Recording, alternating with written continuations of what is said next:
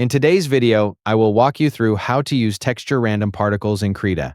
To use texture random particles, select the brush tool by pressing B on your keyboard. Then open the brush presets docker, usually located on the right side of the Krita interface.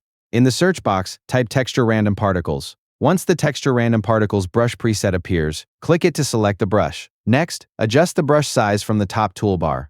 Increase the size value for a larger particle area, or decrease the size value for smaller and more detailed particle effects. The texture random particles brush in Krita is useful for adding scattered particles, random textures, speckles, and natural-looking details. It is a good choice when creating backgrounds, effects, rough surfaces, dust-like details, or adding extra texture to artwork.